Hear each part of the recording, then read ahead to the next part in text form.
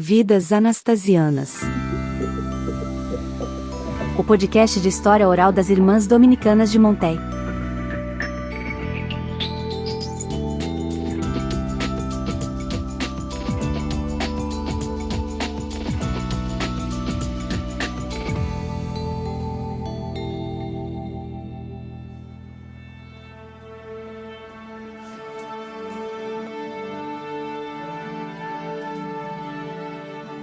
Dizem que quem traz a música na alma não precisa de partitura para saber o ritmo da vida. É gente que entende, quase por instinto, que a alegria só faz sentido quando é compartilhada, como um refrão que une vozes.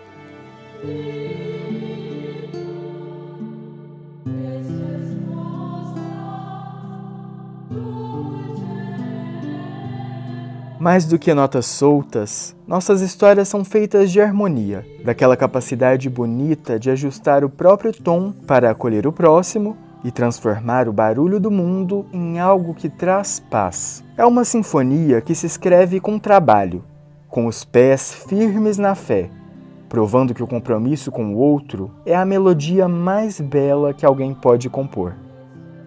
Em 7 de março de 1943, no município de Castanhal, em São Francisco do Pará, uma canção ganhava seus primeiros acordes. Nessa data, Antônio Francisco de Sena e Raimunda Freitas de Sena celebravam a chegada de Maria José de Sena, sua 7ª filha.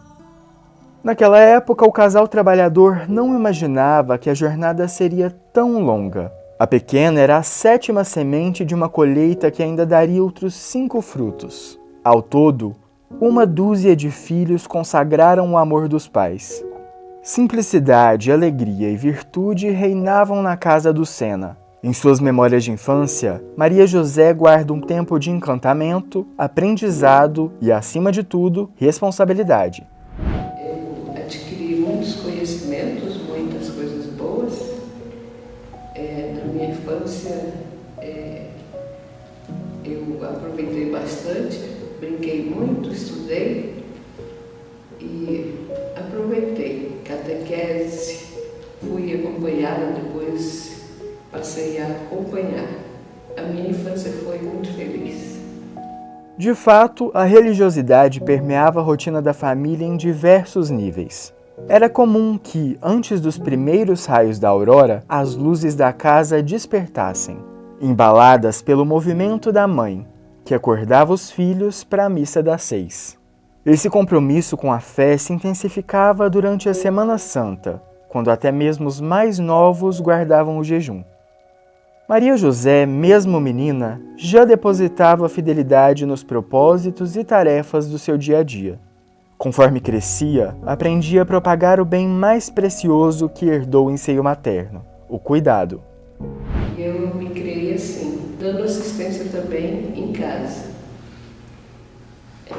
Tive 4 irmãs, 5 mais novos do que eu, e eu passei também a ajudá-los, como até uma pessoa responsável ajudando minha mãe. Além de uma ocupação semanal, a catequese, cursada com as irmãs italianas da Congregação do Preciosíssimo Sangue, era o início de um despertar vocacional.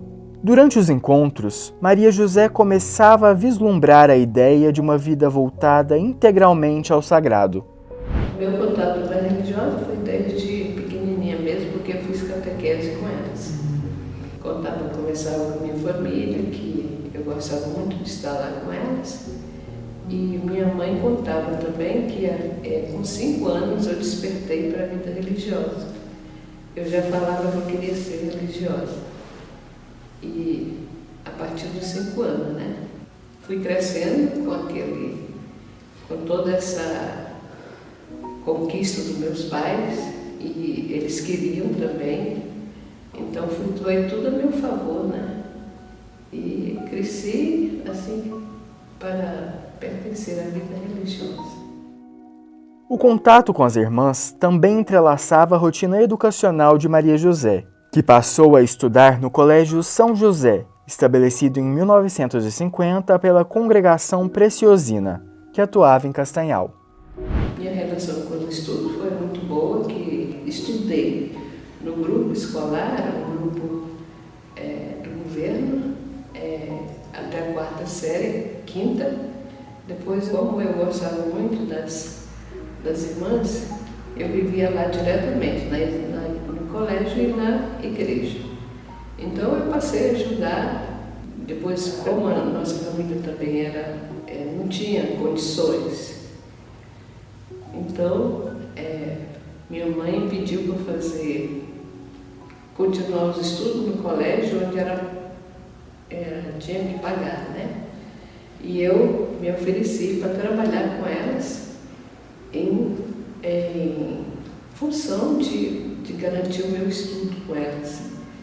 E eu fazia o que eu podia lá com elas e estudava. Foram anos de trabalho, estudo e desenvolvimento intelectual e espiritual. Quando findou seus estudos no Colégio São José, Maria José tinha 24 anos e uma decisão concreta. Eu falei que eu ia entrar. As irmãs lá de Castanhal, elas pensavam que eu iria ser da congregação delas. Mas eu não me via lá, né? E aí veio uma irmã Revi, Maria da Imaculada, que é Revi. Ela passou lá em Castanhal para fazer um curso e lá nós nos encontramos. O primeiro olhar, eu falei assim, é com essa que eu vou, né? Aí ela me levou em Belém, que tinha um colégio, me apresentou. Essa primeira experiência marcou o primeiro contato da jovem Maria José com a congregação das Irmãs Dominicanas de Monteil. Durante um ano, ela recebeu o alicerce necessário e foi preparada para ingressar na vida religiosa. Quando completou 25 anos, mudou-se para o Colégio Nossa Senhora das Dores, em Uberaba.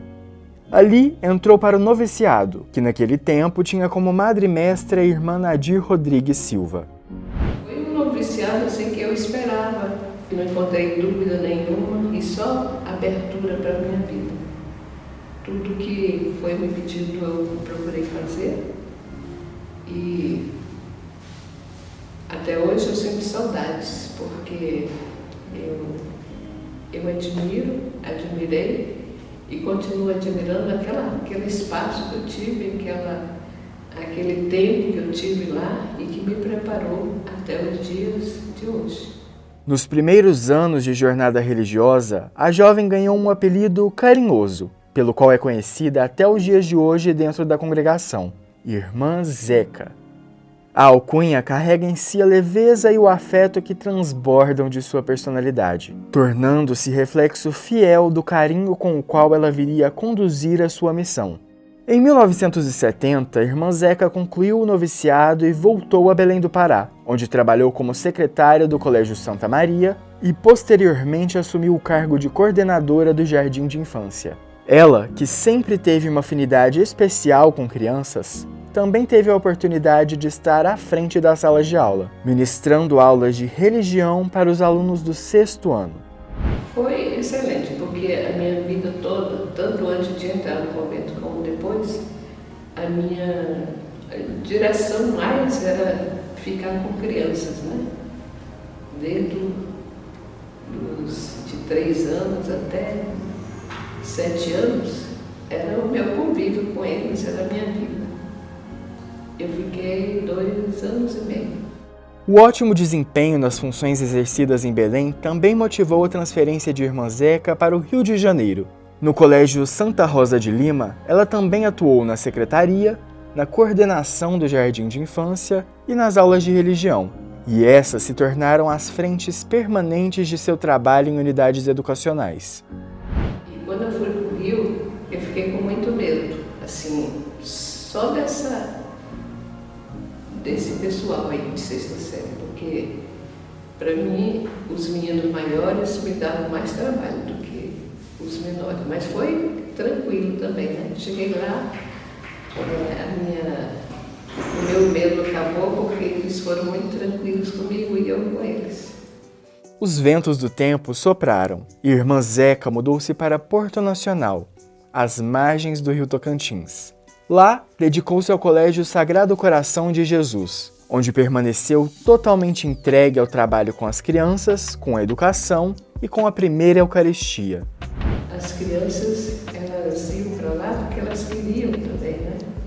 Se encontrar com Deus. E a gente vai mostrando Deus para elas através de todo aquele desenvolvimento que a gente leva para eles, todos aqueles trabalhos, toda a vida que eles têm. São os recursos que a gente leva, né? 8 anos se passaram e era hora de seguir viagem. A próxima parada na jornada missionária de Irmã Zeca era a capital nacional. Em Brasília, a religiosa seguiu desenvolvendo suas atividades de expertise, sempre preocupada com o crescimento e evolução dos pequenos. Esse cuidado gerava frutos preciosos. Se a gente ama as crianças e faz aquilo que elas estão necessitadas, aquilo que elas gostam de fazer, de acordo com a capacidade, né? Aí, os pais, eles amam a gente. Eram muitos bilhetes para a gente como agradecimento, a benfeitoria, né? Que eu estava fazendo com eles. Em meio a muitas alegrias, o movimento inabalável do tempo trouxe também as dores. A vida exigiu de Irmã Zeca muita força e discernimento para lidar com uma série de difíceis perdas familiares. Além dos pais, a religiosa teve de se despedir de 10 dos 12 irmãos, muitos dos quais ela ajudou a criar e acompanhou desde a infância. Além disso, perdeu uma sobrinha amada, que tinha como uma filha. As saudades desagam constantemente pelos olhos, mas sua resiliência é marcada pelo bom humor. Gosto de chorar, viu? Eu sou chorona. Muitas idas e vindas entre Brasília e Porto Nacional marcam a trajetória missionária de Irmã Zeca. Sua disposição e abertura para estar e atuar onde for necessário sempre foram os vetores que deram forças para atravessar estados, driblar distâncias e permanecer com o coração repleto de fé, compromisso e resignação. Outra riqueza que desde a infância motiva e colore os dias de Irmã Zeca é a música. Em todos os lugares por onde passou, foi acompanhada por melodias, solfejos e melismas que ornamentaram sua vida com graça e poesia. Eu gosto muito de cantar, então a minha profissão também era cantar. Eu tive muitos corais, tive coral no Rio, tive coral em Brasília, tive coral em Porto Nacional. Por onde eu passei eu fiz coral, cantei. E em Palmas também, morei lá. Em Palmas eu fiz um coral onde levamos também para Belo Horizonte com uma apresentação e sempre regei o coral, né? Atualmente em Porto Nacional, Irmã Zeca é regularmente convidada para cantar nas catedrais, em grupos de canto, em eventos e em várias celebrações da congregação.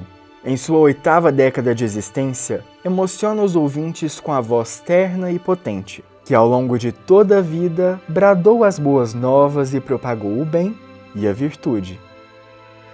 Vem, Senhor, e abençoa-nos, dá-nos tua paz, Senhor. Tua mão esteja sobre nós, toca-nos com teu amor.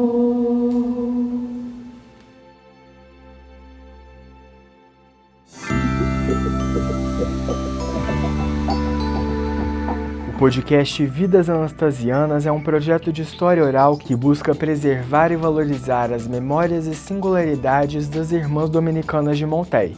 Idealização, planejamento, entrevistas, redação, locução e edição por Pedro Henrique Marino. Registros das entrevistas pelo Núcleo de Comunicação e Marketing da província Nossa Senhora do Rosário.